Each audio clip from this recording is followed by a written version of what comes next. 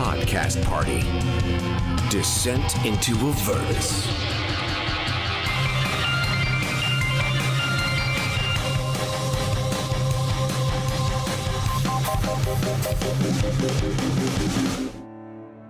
My name is Renascence.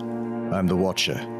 Years ago, I promised my brother and myself that I'd protect our world from outsiders, fiends, fae, aberrations, elementals, and the like.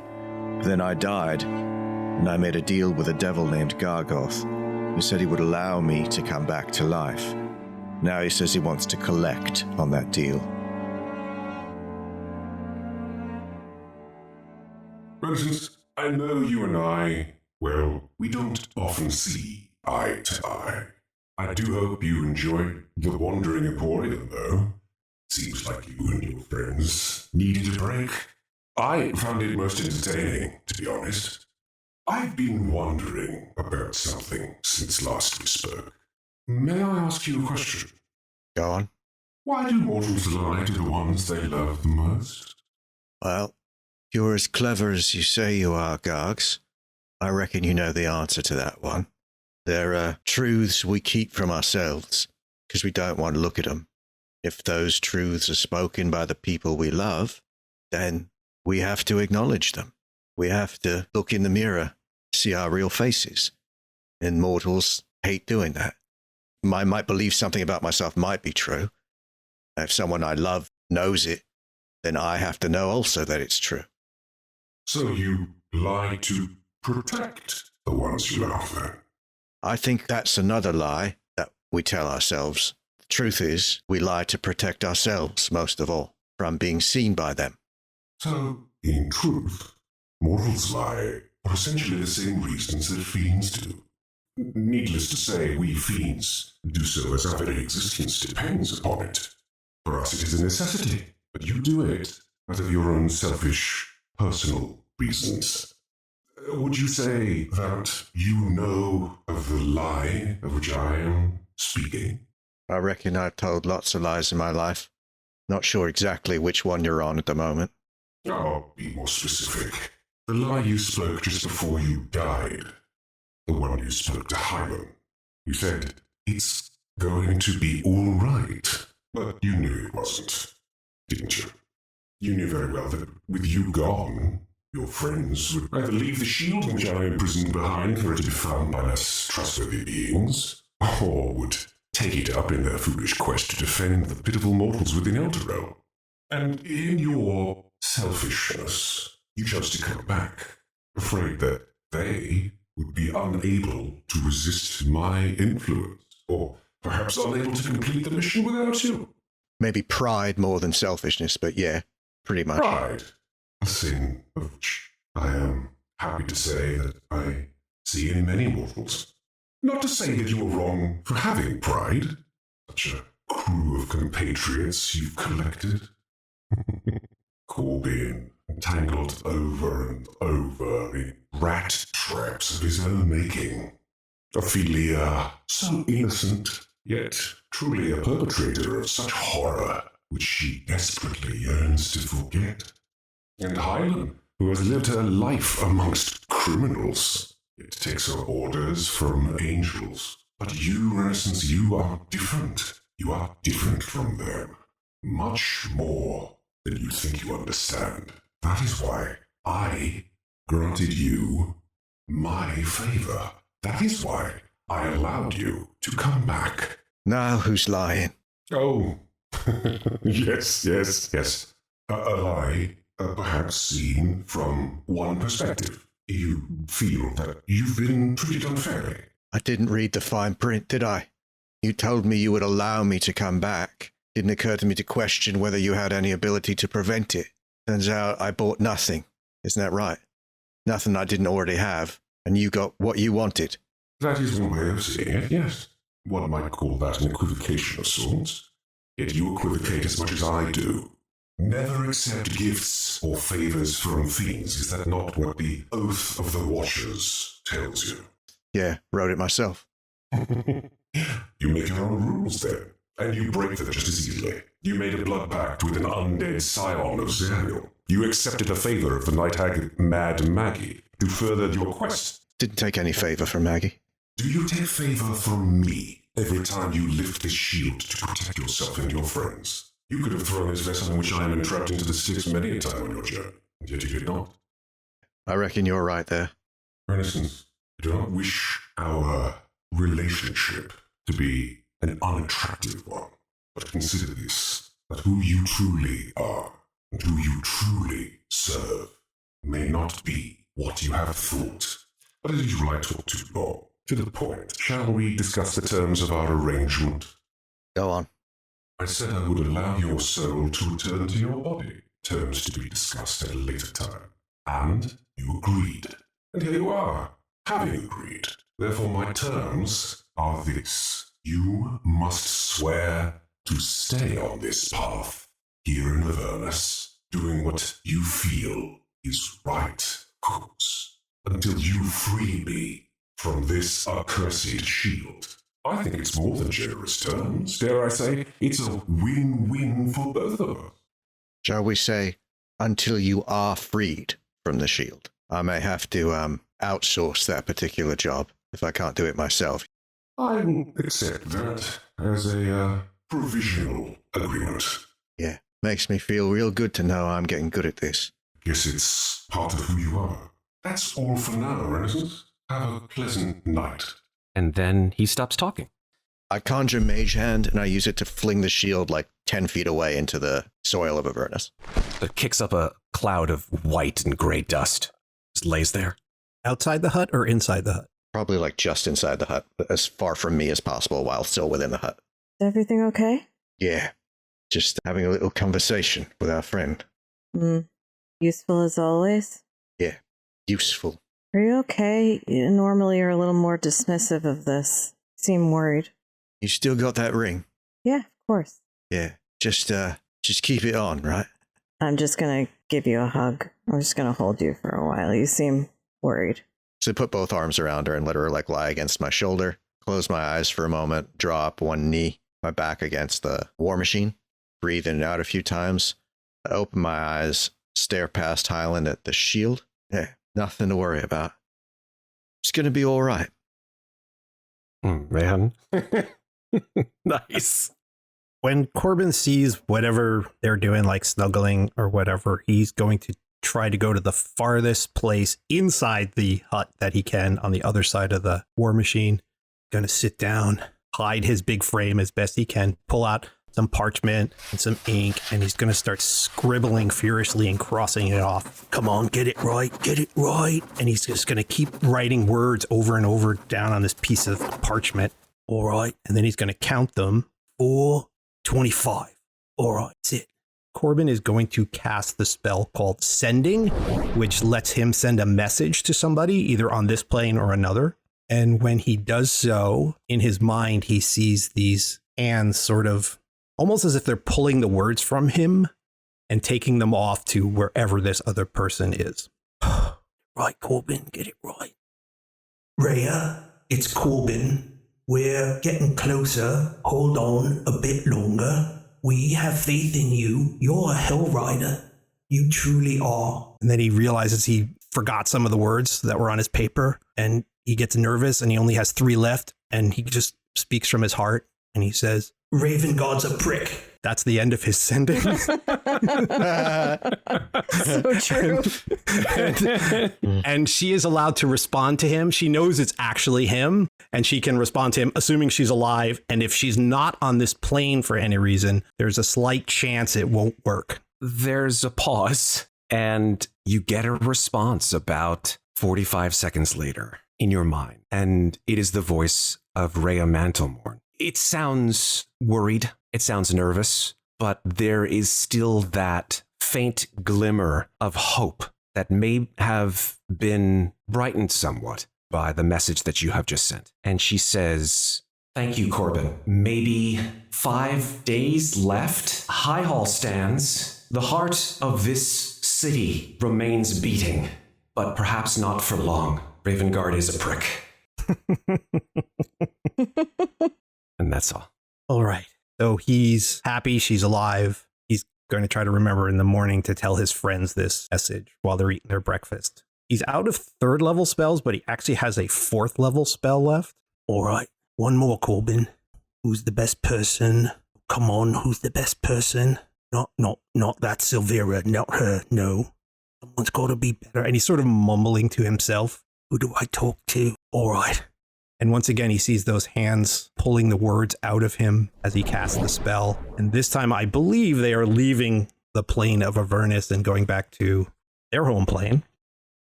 Sister, it's me, Corbin. I'm in Avernus. Send help.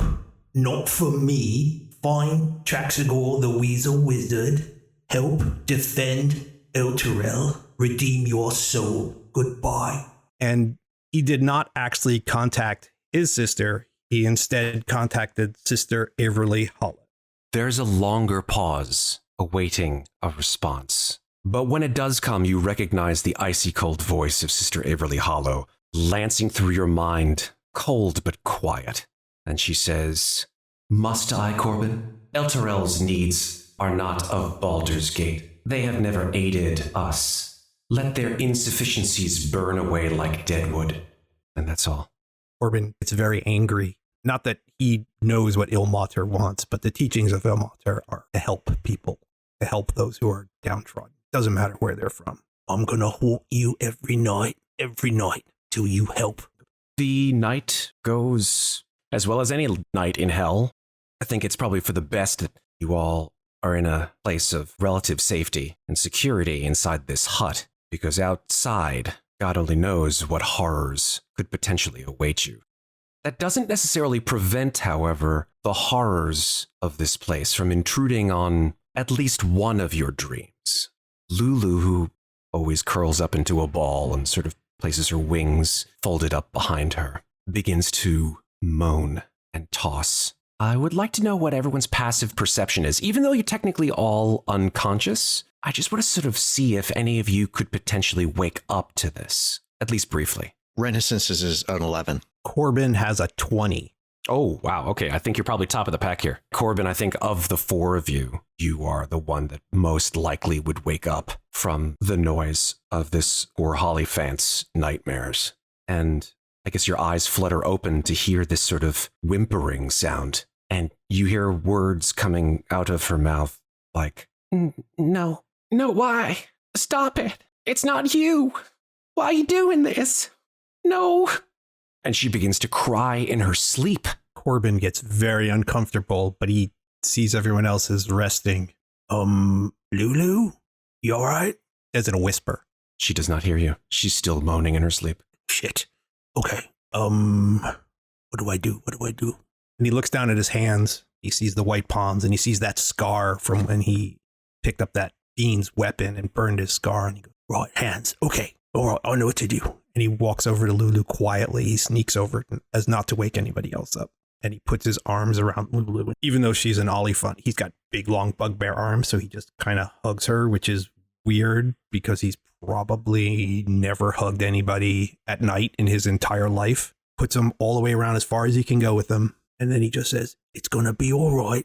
As soon as you start to speak with your arms around her, her eyes just fly open and she utters a shrill, trumpeted shriek. It's all right. It's me. It's Corbin. It's all right. You were having a bad dream. I hugged you. Is that all right? Should I let go? Her big blue eyes look into yours. And as you go to let go, her trunk wraps around your arm. All right. I didn't want to invade your space. I didn't know what to do. No. I panicked and I hugged you. Corbin. Yep. It's all right. Thank you. I had a really bad dream. You can tell me. I think it's this place's way of, in a way, helping me remember things. I remember the day that Zariel became who she is. I'm sorry. It's all right. You want to tell me? Yeah, sure. I guess.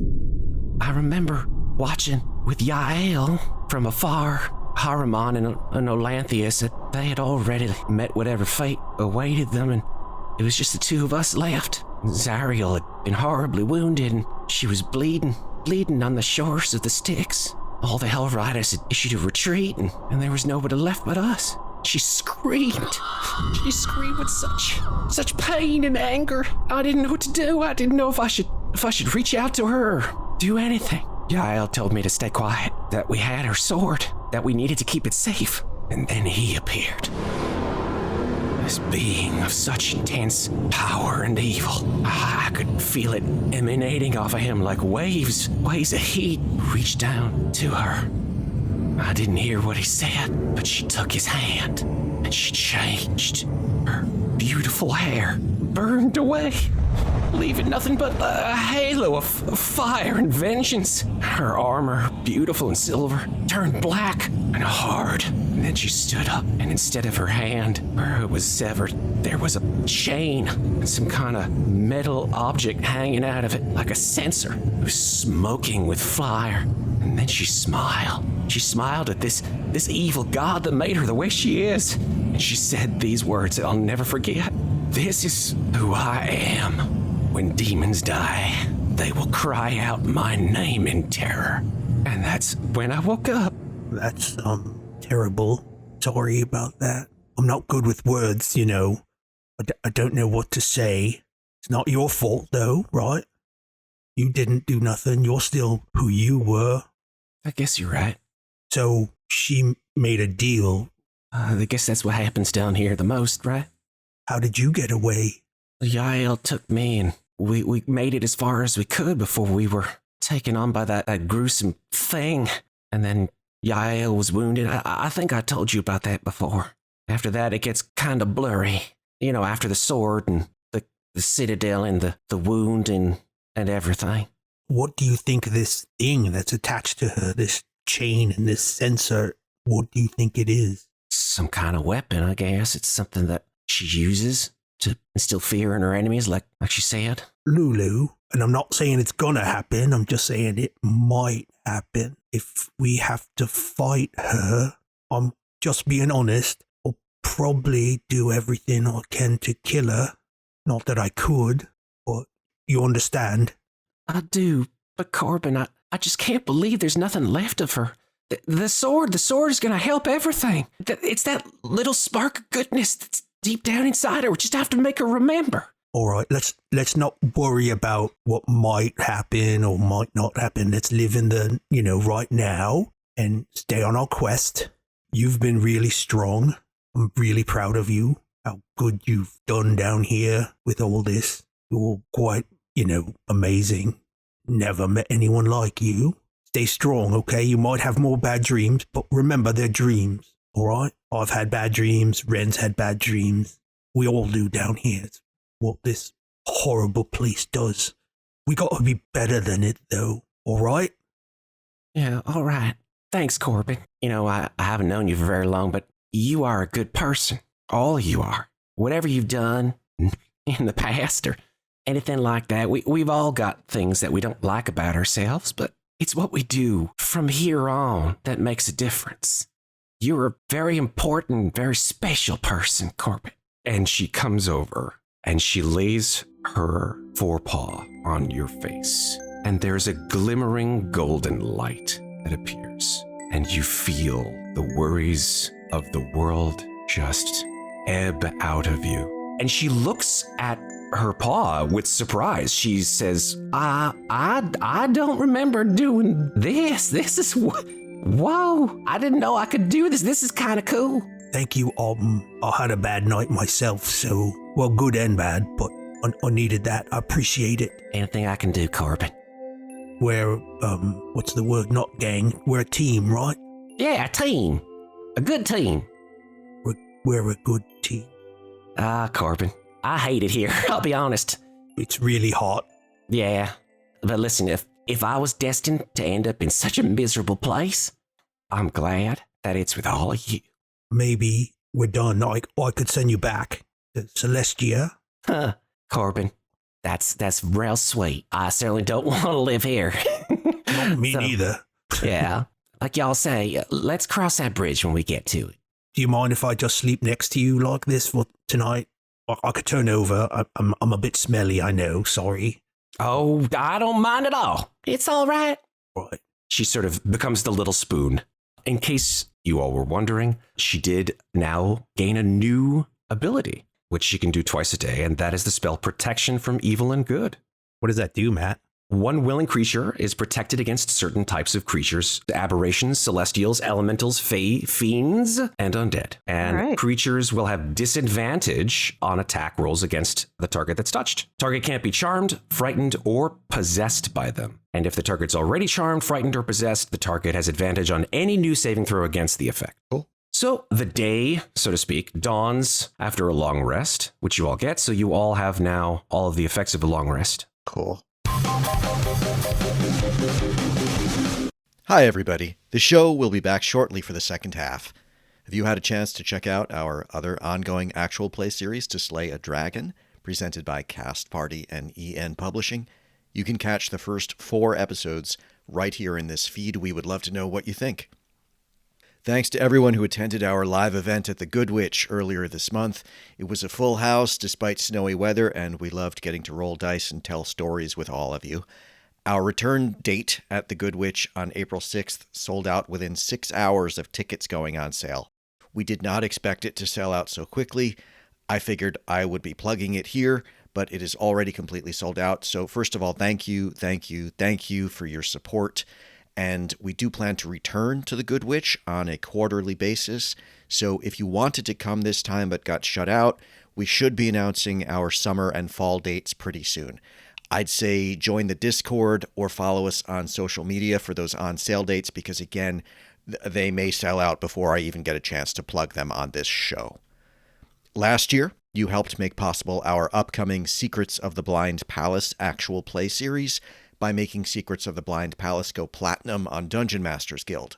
Well, now another one of my adventures, Attack on Copper Coil, is just 10 sales away from going gold. That is like platinum, but less impressive, but still great. So we have another proposal for you.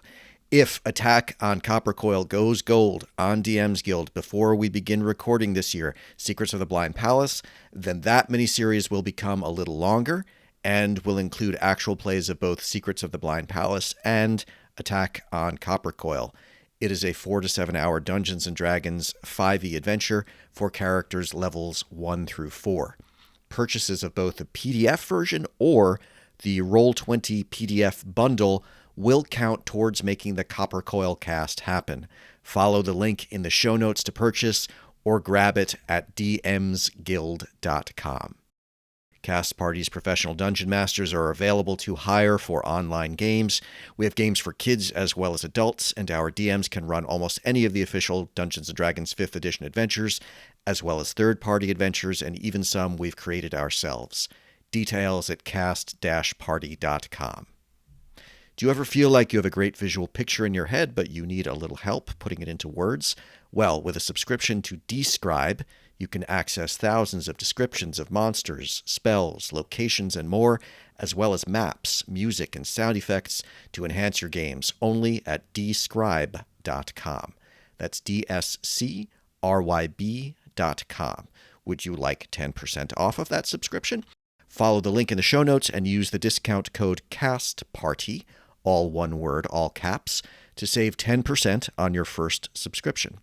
Check us out at cast-party.com and follow us on Facebook at CastPartyDND, on Twitter at CastParty2, on Instagram at cast_party, on TikTok at cast_party, or on Threads at cast_party, or on Blue Sky as soon as I get my shit together. As always, we're offering monthly free adventures with our Dungeon Masters. These free games fill up quickly, so if you would like to grab a spot, you should join our email list or our Discord server. Links to both can be found at cast-party.com. If you enjoy Podcast Party, please follow the show, rate us, and leave us a review. We would love to hear from you. Message us on social media or email us at info@cast-party.com. Follow us on Facebook at CastPartyDND, on Twitter at CastParty2, on Instagram at cast_party, on TikTok at cast_party, on Threads at cast_party, and on Blue Sky when I get my shit together. Thanks very much for listening, and now back to our adventure in Avernus. Corbin, you wake up refreshed. Lulu sort of still gently snoring in your arms. Adorable. When everybody wakes up, Corbin's just going to tell everyone that I talked to Rhea last night, and it's tough, but they're holding on. They got about 5 days, not to rush us or anything, but that was her guess, how long they could hold out. Oh my god. That's not a lot of time, but I'm glad they're okay. Thank you for doing that. Cheers for that, Corbin. Yeah, we've got to pick up the pace. Right. Anybody got anything they want to do before we head over there? Corbin is actually going to cast Aid, 3rd level. He's going to give each of his friends and Renascence and Hylan Thank you. above your max. You go above your max, so 10. And they can be healed back. Wow. And it lasts 8 hours. Thank you. What a great spell. I just call Lily over to me and jumps into my arms and I carry her out. All right, let's go. Finally, you come to probably within 100 or so feet of the obelisk. And when you arrive, you see a 30-foot tall obelisk made of some kind of black stone, ringed by 7 smaller standing stones, which rise from the crest of this hill. And even from this distance, you see that there is a figure striding between the standing stones. He's wearing long, bluish-black, tattered robes. Although you can't hear what he's saying, he's sort of gesticulating wildly at no one in particular. Oh good, he seems stable. Mordenkainen said we'd find a mage of little renown here. Maybe he's doing a magic spell right now. Should we wait and see what happens? Not a bad idea. By observing him, can we determine if he is casting a spell of some kind? You can make either a perception or an arcana check. Corbin rolled a 26 on his perception. Hylan rolled a 20. Renascence actually got a 21 on his perception. All right. Nice. We're all pretty perceptive. Ophelia rolled a 22. Wow, all 4 of you above 20. Amazing. Good night's sleep. You've been around casters of all kinds, whether they be friends or foes. It seems like this particular individual does seem to be casting some kind of spell. You don't see any kind of arcane auras or anything like that, but just in the way that he's moving his arms, it does seem to be the imitation of some kind of spell casting technique. I will start walking towards the circle. You want me to stay back here just in case, or go up?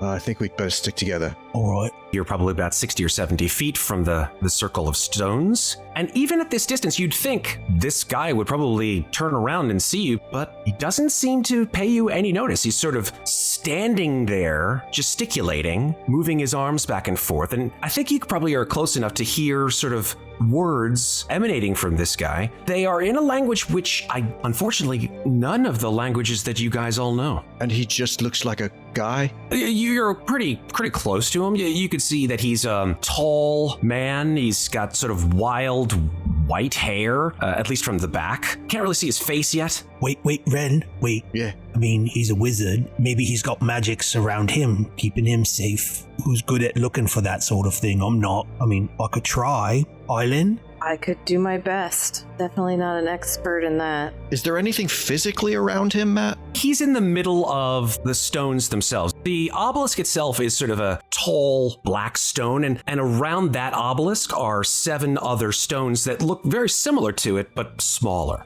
And he's in the middle of all of the 8 stones. So it's kind of like a henge. Yeah. But they're not glowing or anything like that. They are not glowing at all. Okay.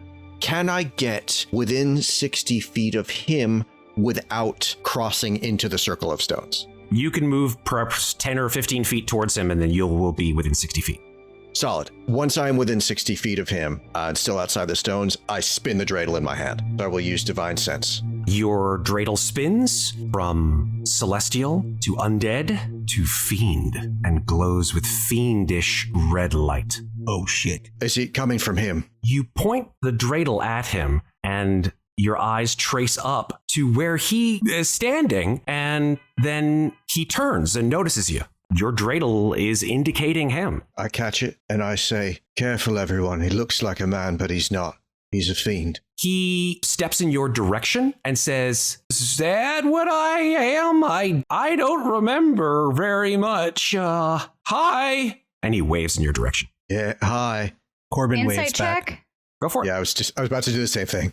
Yeah. Is this like befuddled? Is it an act or is he really befuddled? That's an 18 from Ofelia. 16 for Renascence. It didn't occur to Corbin, so I'm not going to have him roll. He just thinks he's a weird wizard. Hylan got a 20. It's very difficult to determine, actually. That looked like an interesting spell you're casting. I'm a fellow spellcaster, as are some of my friends. What were you trying to achieve there? These are very powerful, magical objects. I was actually trying to determine whether or not they would work the way I want them to.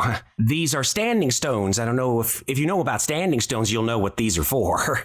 Let's assume we don't know what they're for. Oh, well, they're keyed to the 8 schools of magic: abjuration, conjuration, divination, enchantment, invocation, illusion, necromancy, and transmutation. Of course, I was just checking if you knew. I have a theory. This obelisk, and he points to the central one, it sort of grants a boost in arcane power to mages across the cosmos. And his eyes grow sort of wild. His hair starts to begin to float behind him in a very sort of dark brown kind of way. What are you trying to amplify? My power, as well as all users of arcane magic. Oh, I see. You live here? No. Well, I've been here for, I don't know. I mean, I don't really remember. Do you remember why you came here? I guess it was because of these. And he points back at the obelisk. Memory's a funny thing. Lulu sort of points and she says, well, he's right about that. How long have you been here? I think I don't really know. I feel like every day is strange. Time works differently here. This is, I do know, this is the first plane of hell, Avernus. Right. Yes. We was referred to you by a very powerful wizard who thought you might be able to lay hands on some Titan's blood for us. Titan's blood. Mm-hmm. Ooh, that's very rare material. I don't know about that, but maybe I may know someone who does have that. I'll be more than happy to tell you if you help me with my experiment. What do you think? Can I insight check him again to see if he's just lying about knowing anyone? Yeah. Just to trick us into helping? Absolutely. This time I got an 18. Thank goodness, because I crit failed. Ophelia got a 21 on this insight check. And Corbin's trying to wrap his head around how somebody can just be here between these stones and what this guy might want. Of the three of you, Ophelia, you got the highest one with 21. You don't feel like he's lying, actually. Who's this person you might be? I'm not gonna do that. That's not very fair. I need help. I need to channel the streams of magic. Could you tell us about the experiment you're conducting so we know whether or not we want to agree to help? Of course. I can't do this all by myself, of course, because as you can see, there are a great deal of stones here. And the more the merrier. Honestly, I know we don't have 8 people here, but well, let's see. There's 1, 2, 3, 4, 5 of you and 1 of me. That's a 6. So 6 should perhaps be at least a way of me substantiating some evidence about this particular item here. What you would do is, of course, find the stones that you find some affinity with. For example, abjuration, conjuration, divination, enchantment, etc., etc. You would find the stone that calls to you, whatever kind of a person or adventurer that you may be. You would place your hands on the stone, and then I would work my ritual, and we would channel the streams of magic together. And what exactly are you hoping to accomplish with this ritual? To see whether or not the streams of magic can indeed be able to be used to bolster magical power throughout the cosmos. May I speak to my friends for a second over here? Of And I'm course. just gonna, okay. I'm just motioning you all a little bit out of earshot, and then I say, we don't really have a lot of time. Normally I would be very careful about this, but I feel like we need to move. What do you think? I think we've run out of options, right? We're still hoping that this is a better course than dealing with Arkan the Cruel, so I think we better take our chances with him. It can't be much worse than that. I think he's crazy. Yeah, and I think he's a fiend, and frankly, I'm completely 50-50 on whether he's playing with us or not. Well, we need to do something. Yes. Yeah. Do we have any way to, I don't know, summon or call other creatures in that could touch the stones for us or something? I have Mage Hand, but I don't know if it can activate something like that. We could try that. Something tells me that's not going to cut it, but we could try it. You're saying a trip's not going to work? A paltry spectral hand is not going to function like an actual person? Yeah, I feel like the Dukes of Hell wouldn't have designed it so that you could solve it with a cantrip, but that's just well, impression. This creature seemed to think we could pull it off with just the number that we have, so let's try, because we have 5 days. Does Lulu actually want to do it? Do you have a voice here in 2023, Lulu? Lulu looks at you, Corbin, and says, yeah, well, I mean, if this is our only choice, he may be a fiend, he may be crazy. It's 5 of us against 1 of him. I mean, come on. Right. I think it's worth a shot. I agree with Lulu.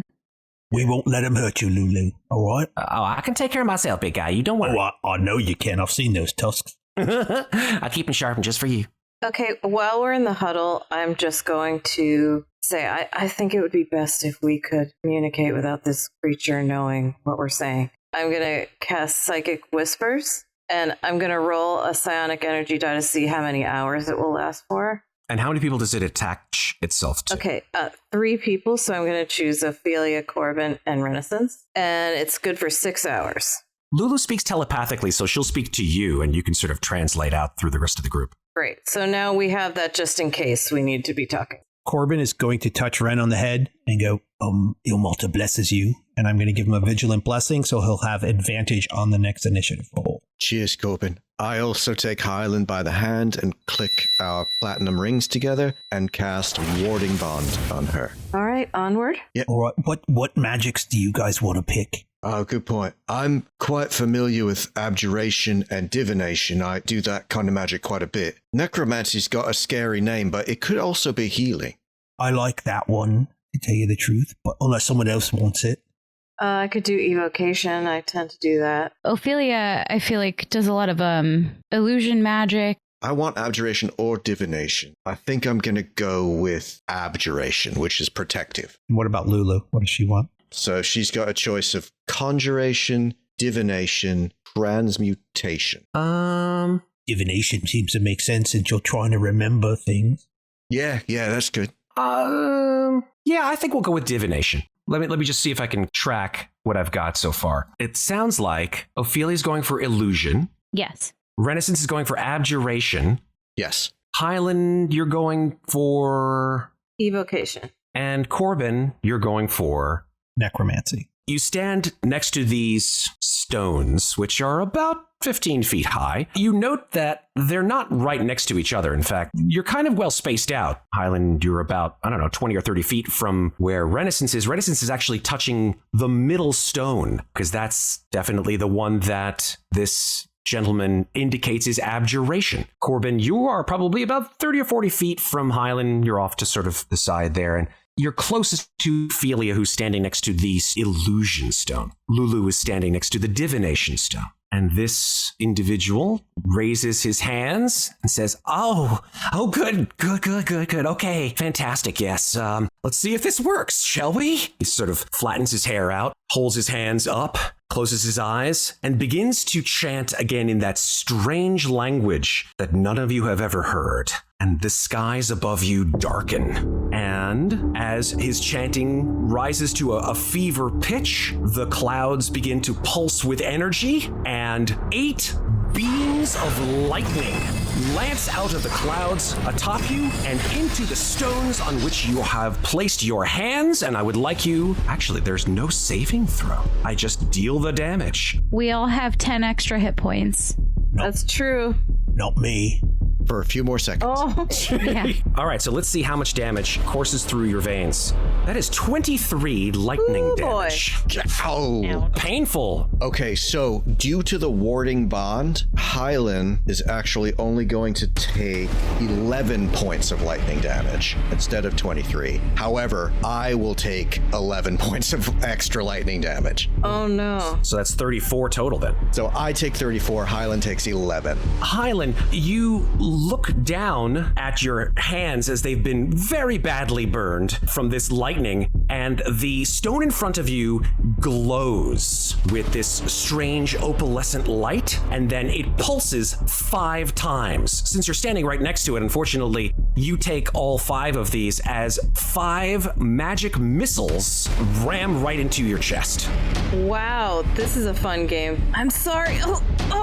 I'm sorry I said this is a good idea. It's 1d4 plus 1 times 5. Here we go. Okay, so that's 25 damage.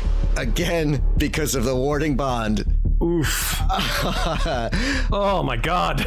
Hylan takes 12 and I take 12. The thing is, though, I can take it more than she can, which is the idea behind this spell. Yep. So yeah, she takes 12 force and I take 12 force. I think this is making me stronger somehow. God. Make a wisdom saving throw, please, Ofelia. 12. 12, unfortunately, is a failure. Ofelia, you drop to your knees after having taken this enormous bolt of lightning through your arms and into your body, and you sort of shiver with pain and a little bit of exhaustion, and you clear your eyes, and standing in front of you is Dr. Holkfidster. Uh-oh. You are absolutely frightened out of your mind as he holds a scalpel to you. He's not saying a word, but he's just coated in blood and he's covered in broken glass. So you are technically frightened, and it's going to last for 1 minute. I think she's just frozen in place then. None of you see what she is absolutely terrified of. She's just standing there, frozen with fear and shock. What's going on, Ofelia? What's wrong? You don't see it? He's right there. Ain't nothing there.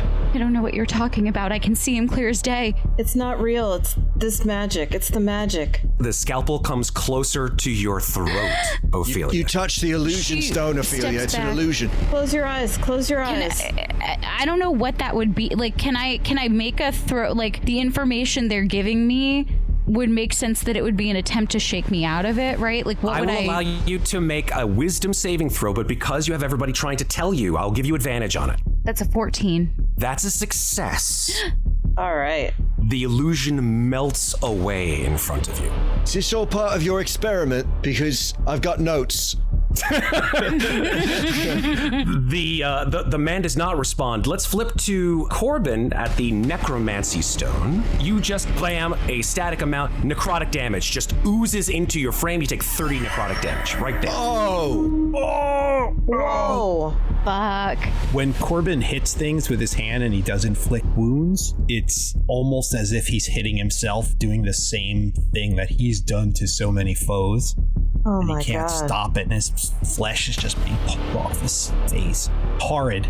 Necrotic's gross. Renascence. That is the abjuration stone. You feel that you are stronger and more powerful. You now have a +2 bonus to your AC for the next 24 hours. Wow, that's terrible. I can't believe that happened to you. Aww. Poor I baby. scream. It hurts me. This is terrible. And last but not least, our little friend Lulu, who stands next to the divination stone. She is screaming at the top of her lungs and pointing with her trunk at this guy. And she says, "He's enormous! Oh my gods, what are you?" I draw Heaven's Fall. Shing! You draw Heaven's Fall. In front of you, this person does not issue forth any kind of sound. Does not laugh. He does not snicker. He simply sighs and says, Oh, shit. Every time I try to do this, it just doesn't work. I guess I'm just fated to be like this. Lulu is just screaming and backing away. Show us what you are. I don't think that you could take it. Surprise me. I step in closer to him. I'm also going to lay hands on myself for 10 hit points. He says, I am Uubelicious. and when he says that, his form shifts. It grows stupendously tall. Out of the back of his robes arch 2 bat wings that arch forward and outward to show his enormous might. He's about 15 feet tall. In one of his clawed hands, you see that he wields a sword made out of pure lightning. Shadow and flame. Exactly. And in the other, a whip made of fire itself. He has glowing eyes and horns that sprout out from a mane of silver white hair. You can make a religion check. Corbin rolled a 14 on his religion. Only a 4 for Renascence, he does not know. Hylan got a 17. However, does it look like the creature that Hylan was fighting in that drawing? No, it does not. That one definitely did not have any implements. It just had claws. Mm-hmm. Hylan, of the four of you, you probably know what this thing is. It's not a devil, but it is a demon. It is a very powerful demon. A Balor. I relay that information to everyone. Well, we held up our end. Give us a name. Uubelicious looks down at you, Renascence, and says, That you did. Let it not be said that Uubelicious is not a creature of its word. I will give you a name, since the ritual which I so smartly tricked you into performing did not free me from this accursed prison. It was I that cleaved the hand from the ruler of this realm. It was I. It was mighty Uubelicious, and for that I am what? I am a prisoner. A prisoner of this so-called Archduke. May she rot. The name of the being who may help you in this is another of these archdevils, but you may not find him so easy to placate as I. You may find him at the Mirror of Mephistar. I don't remember that being on our map. Is that on our map? You have not seen anything indicating the Mirror of Mephistar on your map. Right. Okay. I unfurl the map below him. Show us. He lowers his titanic hand and arches forth a taloned finger towards your map. And you watch as the map makes a little burn mark where his nail touches the paper.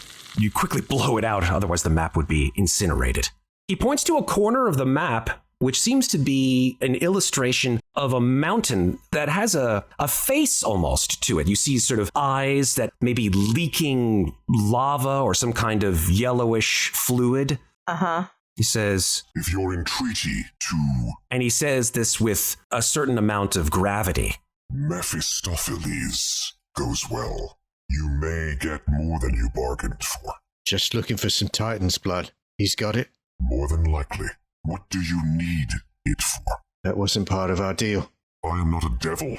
Even so, not sharing more information than we have to. it sort of chuckles and smoke comes out of its nose and he says, Fair enough, mortal. I'd wish you good luck. It seems like whoever put you here put a lot of work into seeing you won't leave.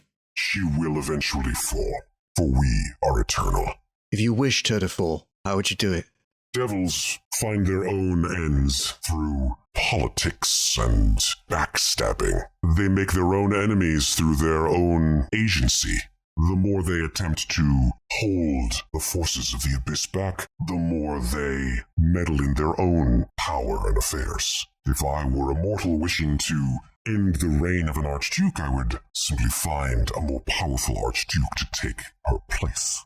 Would anyone else like to discuss the finer points of infernal politics with our friend Uubelicious? Or should we quit while we're way, way behind? I think we should go. Yes, thank you. That was very interesting and very painful. Good day. Ofelia doesn't thank him, but she will say, well, goodbye. We appreciate the information. If we ever meet again, remember we tried to help you. Just Homer Simpson back up all the way to the 100%. to the war machine. Yeah. Yep. Yeah, Lulu is cowering there. Come on, Lulu. Come on, Lulu. Come here. Pat my thighs. Come on. She's not a dog. We're leaving. That was, shit. Well, we've got another destination at least. Yeah, that could have gone worse. So it looks like we'd be wanting to head east, cross this side of the pit of Shumrath. Mm-hmm. Keep going east. We'll have to cross the Styx, but I guess we'll figure that out when we get there.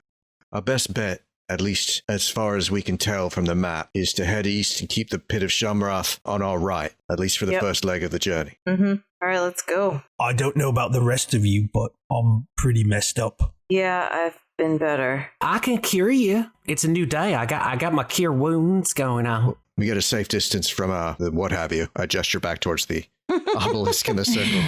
Just take maybe a short rest here before setting off. think that's a good idea. Yeah, maybe in the same spot, because that spot seemed okay.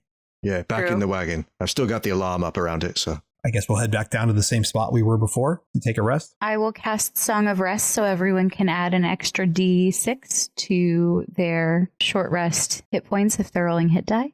Thank you.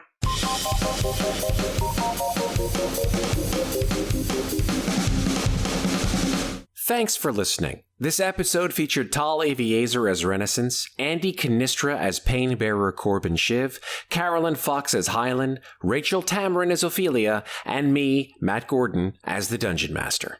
This episode was edited by Carolyn Fox and Tal Aviezer. Our original theme music is by Lauren Anker and Anthony DiMasso. If you enjoy Podcast Party, please follow the show, rate us, and leave us a review. Thanks very much for listening. We'll be back in 2 weeks with the next episode of Descent into Avernus. I confess that for over 2 years now, the like, ha ha ha, it's so funny how we can't clap in sync. I sit here stone-faced throughout that. He's a humorless. It's like, He's it's a funny, right? humorless person. I just can't wait for it to end and we can move on with our lives. And then I asked him if he needed a hug or a snack or like a warm towel or something. It's too late for me. Something in my childhood that happened to me, obviously. Yeah. Okay. So it's going to happen, Tal, so brace yourself. Hug. Hold on. It's going to be 1, 2, 3, clap, clap, clap, giggle. So, okay. 1, 2, 3. Oh, that was great. Okay. You know what? I think I'm winning.